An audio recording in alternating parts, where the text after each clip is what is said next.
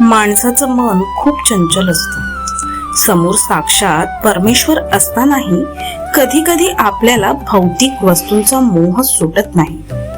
2 मेच्या आजच्या या भागात आपण पाहणार आहोत, स्वामींनी राजसाहेबांनी दिलेला सोन्याचा मौल्यवान चौफुला विहिरीत का फेकून दिला आणि दुसऱ्या दिवशी सकाळी विहिरीतून पाण्याऐवजी काय बाहेर आलं, ही प्रचिती नक्की पहा.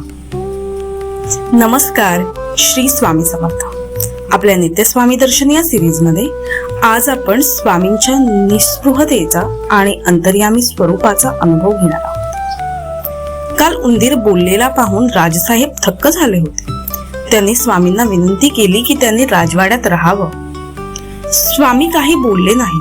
ते चालत एका विहिरीपाशी आले आणि तिथेच आसन मांडून बसले. राजसाहेबांच्या एका सेवकाने सोन्याचा एक सुंदर चौफुला, म्हणजेच ज्यात लवंग वेलदोडे होते, तो स्वामींना अर्पण केला. स्वामींनी तो चौफुला हातात घेतला आणि क्षणभरही विचार न करता थेट विहिरीत भिरकावून दिला. राजसाहेबांना आणि त्यांच्या परिवाराला खूप वाईट वाटलं. त्यांच्या मनात विचार आला, इतकं मौल्यवान चौफुला विहिरीत टाकायची काय गरज होती? पण स्वामींसमोर ते काहीच बोलले नाही. रात्रभर स्वामी विहिरीपाशीच बसून राहिले. पहाटे स्वामींनी राजाला सांगितलं, सेवकाला सांग पोहरा आण आणि विहिरीत सोड.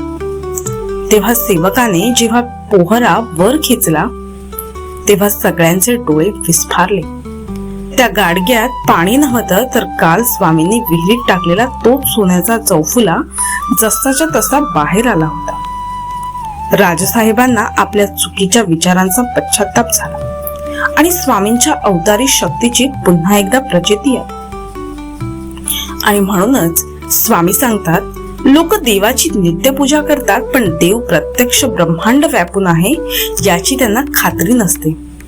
या विश्वात भगवंताखेरीज काहीही शाश्वत नाही.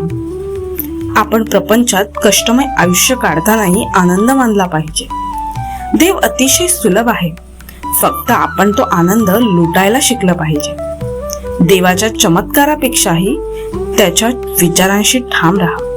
स्वामी म्हणतात, भिवू नकोस, मी तुझ्या पाठीशी आहे. सोन्यापेक्षाही मौल्यवान स्वामींच्या या शिकवणीबद्दल तुम्हाला काय वाटतं? कमेंट मध्ये श्री स्वामी समर्थ नक्की लिहा. उद्या 3 मेच्या नवीन प्रचितीसाठी चॅनलला सबस्क्राईब करायला विसरू नका आणि भिवू नका, स्वामी तुमच्या पाठीशी आहेत. श्री स्वामी समर्थ.